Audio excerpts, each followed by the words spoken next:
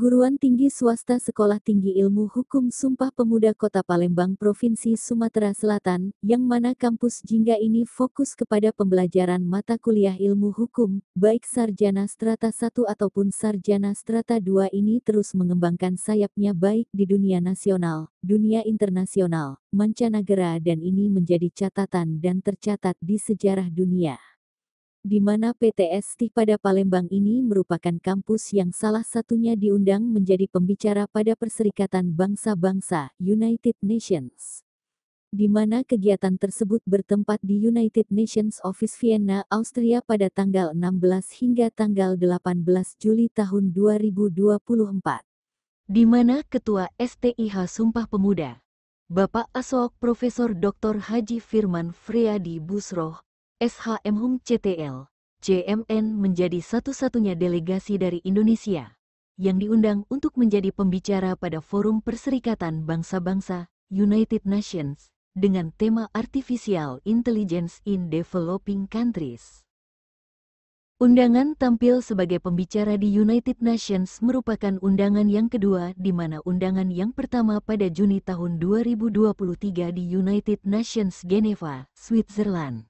Rangkaian agenda conference tersebut dimulai dengan acara persiapan pra-conference dengan meeting para pembicara dari berbagai negara serta beberapa pejabat United Nations Office yang berlangsung pada tanggal 16 Juli tahun 2024. Para pembicara tersebut terdiri dari berbagai kalangan baik itu hakim, advokat, akademisi, software engineering dan juga pejabat United Nations. Para pembicara tersebut diantaranya Andrea A. Jacob, Crown Counsel, Ministry of Legal Affairs of Antigua dan Barbuda, Wendy O. Brien, Crime Prevention and Criminal Justice Officer Technology and Human Rights, United Nations Office on Drug and Crime, Ana Paula Nisio de Souza, Chief of Digital Transformation and AI Strategies at the United Nations Industrial Development Organization. Conference dibuka dan diselenggarakan pada tanggal 17 hingga tanggal 18 Juli tahun 2024 selama dua hari.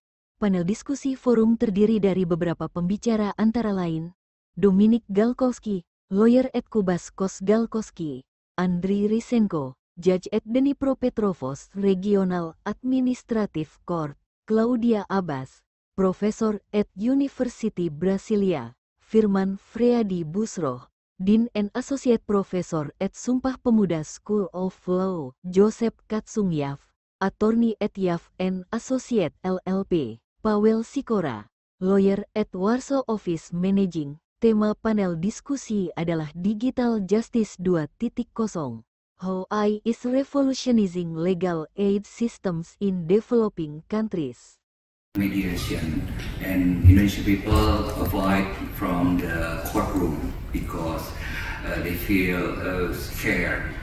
But with the AI, especially for the common cases or generative AI, it can use for the legal advice. But still, in Indonesia people really love to accompany an assistant by the human lawyer, not the AI lawyer. Yeah. So that's why, because they feel maybe some motivation, maybe some empathy, because that's cannot give by the AI.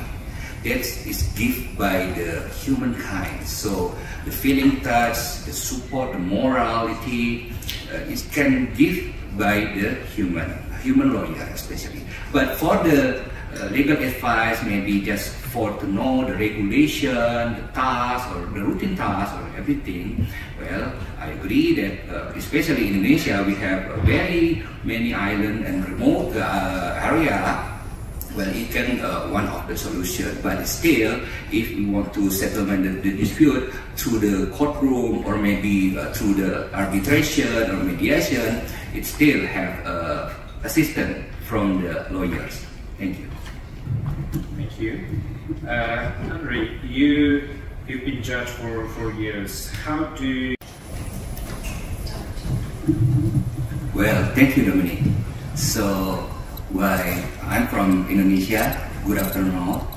And Indonesia have several islands, and there's many islands.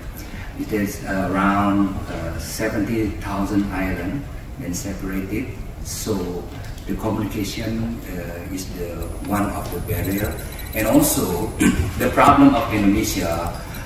What I observe is about the infrastructure, similar like the others, and also the financial, and also the human resources.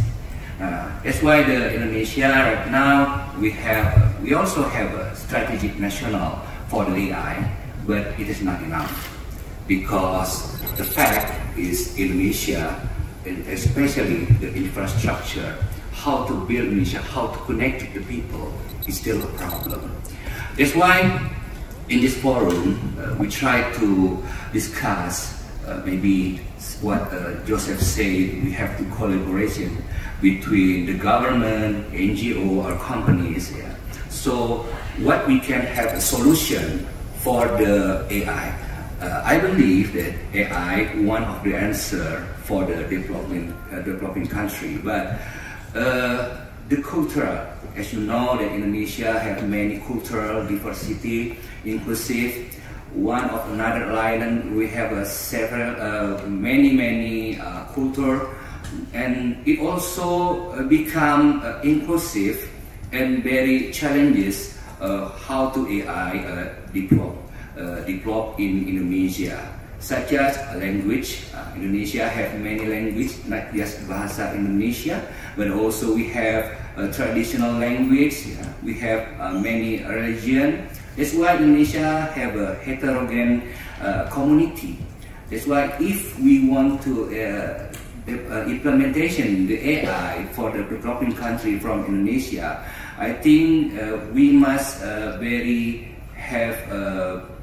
involve many party, maybe government, especially for the global north country.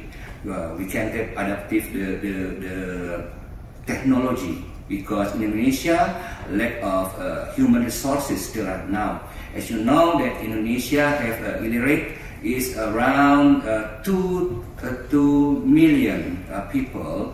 They cannot read, they cannot very literacy minimum. That's why there's many barrier, especially to the fight justice in Indonesia, where I'm practicing lawyer too, and I give a pro bono cases too in Indonesia. That I see that there's many people in Indonesia, they cannot have access and affordable to justice. That's why I think AI one of the solution to give the access or affordable justice. Thank you, Dominic. Thank you. Andre, now I would like to turn to you, because you came to us from a country torn with war. I'm Fatria Cairo from Sumpah Pemuda School of Law, Indonesia, especially in Sumatra Island. Thank you for inviting us for coming here. And obviously, as a woman, I'm very agree with Lisette and Sunita. What your statement. So don't forget, as we know that we have the data about the negative impact of AI. First of all, for bias data and inequality of access information, and then inequality about understanding of high technology. As we know that we here becoming from developing country and developed country. So we must also concern about bonus demography or demography bonus in developing country. For example, Indonesia 2045 becoming as a bonus demography. So regarding to the segment, so for the future, we have a suggestion for, I think, a solution for this. We have gap between developing countries and development countries.